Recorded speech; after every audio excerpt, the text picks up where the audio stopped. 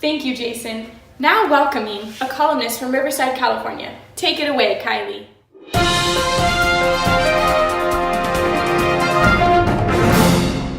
What if I told you that I knew how to prevent all mental illness from here on out? You probably wouldn't believe me. I wouldn't believe me neither. Mostly because that's not true. However, I can tell you one of the largest causes of mental health issues across the country, and you can probably guess what it is. Social media. Now, obviously, some of these issues appeal more serious than others. It is believed that social media is depriving teens of their sleep and dramatically affecting their scholarly performance. According to a report by Common Sense Media back in 2015, 9 hours of a teen's day is devoured by some form of internet usage.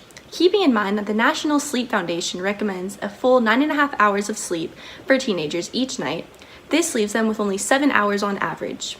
This is a problem that we must wake up and realize. While sleep is perhaps one of the most crucial factors in determining one's success, social media triggers a far larger amount of complications that can be as severe as one's passing or even taking their own life. Now, I know what you're thinking. Whoa, this escalated quickly. From not getting enough hours of sleep at night to death, but please allow me to continue.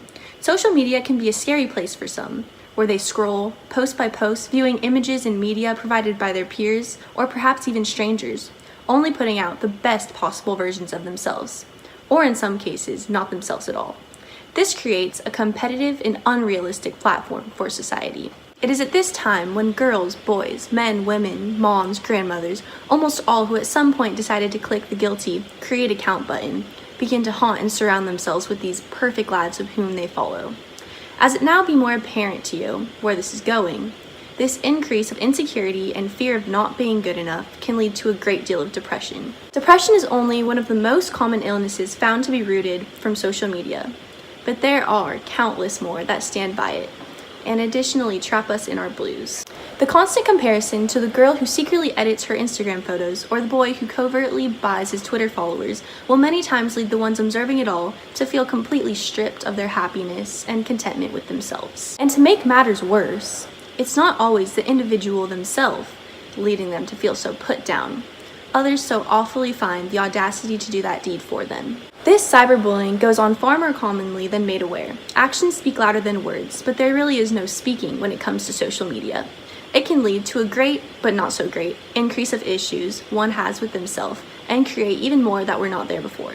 This is where eating disorders, anxiety, OCD, and other factors come into play. The diagnostics are nearly endless. Now, the whole point of this is not at all to terminate social media altogether.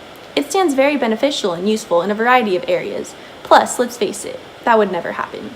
However, simply becoming aware of some of the effects it harbors and gradually minimizing the amount of time we spend lingering aimlessly on these harmful applications would bring much relief to the minds of us vulnerable, exhausted Americans.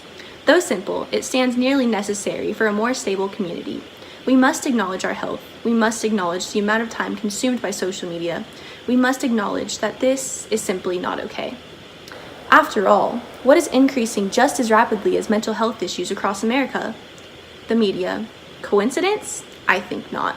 Social media is our health's Achilles heel, and our souls must be saved.